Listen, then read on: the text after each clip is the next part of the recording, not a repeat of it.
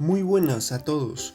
El día de hoy, en este video, junto a mi grupo de trabajo, hablaremos de nuestro avance en un proyecto relacionado a un experimento, el cual consta en determinar con qué tipo de suelo se filtra de mejor manera un agua saturada de agentes externos a sus componentes, es decir, un agua turbia. Sin más que añadir, doy paso a mi compañero Ricardo.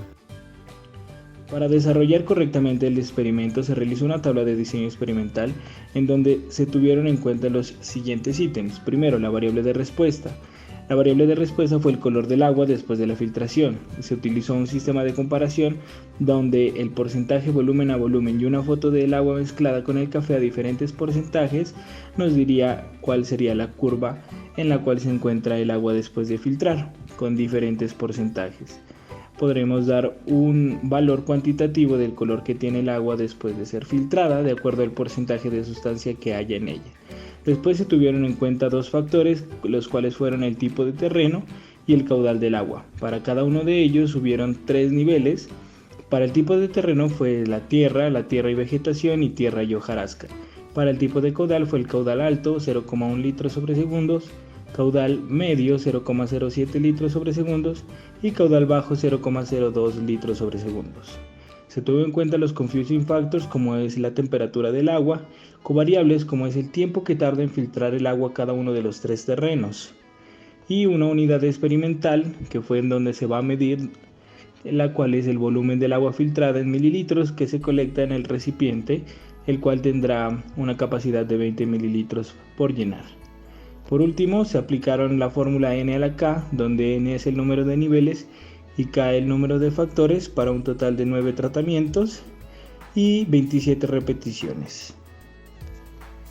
Para el diseño de nuestro experimento utilizamos los siguientes materiales: una cinta teflón, una soldadura que es un pegante, dos tapones, tres grifos de plástico, un tubo de presión de un media, tres uniones para el grifo, tres botellas de plástico y la muestra de suelo, que es suelo con vegetación, suelo con hojarasca y suelo sin vegetación.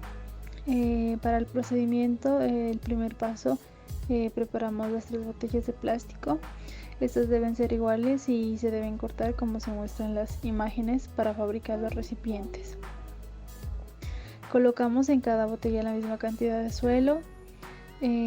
Preparamos cada tratamiento: la primera botella, que es suelo con cubierta vegetal, la segunda con suelo con hojarasca o hojas secas, la tercera botella es suelo sin vegetación, sin cubierta vegetal. De igual manera cortamos la base de otras tres botellas de plástico. Las utilizaremos para fabricar los recipientes donde vamos a recoger el agua de escorrentía en cada tratamiento. Hacemos el caudal, que utilizamos los tres grifos, el tubo, todo esto lo unimos para hacerlo del caudal. Le añadimos una botella para poder en esa botella colocar la mezcla de café concentrado para mirar nuestra variable de respuesta, que es el color del agua, que pasan por los diferentes tipos de suelos. El agua se recogerá en los tres recipientes que cuelgan y vamos a observar los diferentes colores. Al final encontramos el diseño ya realizado de nuestro experimento.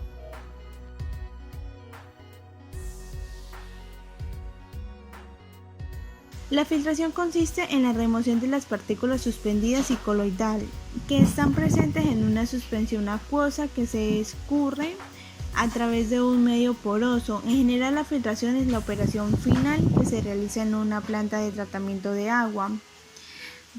También que es un proceso en el cual las partículas sólidas que se encuentran en un fluido líquido o gaseoso se separan mediante un medio filtrante, el cual es permitido su paso de flujo. La filtración está gobernada por dos fuerzas: la gravedad y la acción capilar. tanto, los poros muy pequeños empujan el agua por la acción capilar, además de contra de la fuerza de la gravedad. La tasa de infiltración se ve afectada por las características del suelo, como la facilidad de la entrada, la capacidad del almacenaje y la tasa de transmisión por el suelo. En el control de la tasa y la capacidad de infiltración desempeñan un papel de la textura y estructura del suelo, los tipos de vegetación, el contenido del agua del suelo, la temperatura del suelo y la intensidad de precipitación. Por ejemplo, en los suelos arenosos de grano grueso tienen espacios grandes entre cada grano y permiten que el agua se infiltre rápidamente. Hablaré un poco de los antecedentes que ha tenido hasta ahorita la infiltración. Y bueno, el arte de la infiltración era ya conocido por el hombre primitivo, que obtenía el agua clara de un manantial turbio, haciendo un agujero en la arena de la orilla con una profundidad mayor que el nivel del agua. Por esta razón el agujero se llenaba de agua clara filtrada por la arena.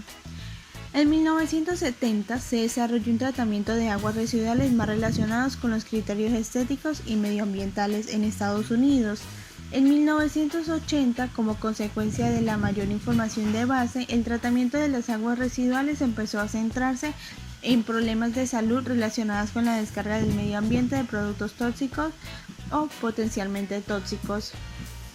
Además, cabe resaltar que este proyecto tiene un objetivo y aparte tener presente la importancia de la vegetación para el entorno en general. Por una parte, la vegetación previene la degradación y la desertificación de los suelos al estabilizar el suelo mismo, mantener el ciclo del agua y los nutrientes y reducir la erosión hídrica y eólica. La vegetación regula el flujo de numerosos ciclos biogequímicos, más críticamente el carbono, el nitrógeno y el del agua. También es de gran importancia en los equilibrios energéticos locales y en los equilibrios energéticos mundiales.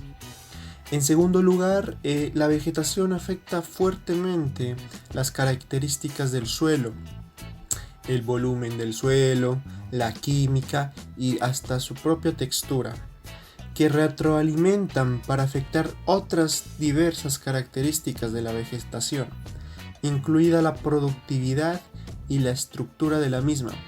Tercero, la vegetación sirve como hábitat de vida silvestre y fuente de energía para la gran variedad de sus especies animales en el planeta. En ausencia de vegetación, cuando el agua cae en una superficie plana en la que el suelo no permitirá que se filtre toda inmediatamente, se formarán encharcamientos. Con el tiempo, parte del agua de los charcos se infiltrará lentamente y el agua que no se filtre se evaporará. Por lo que es fundamental tener en mente la importancia de lo que hace la vegetación en nuestro planeta Tierra.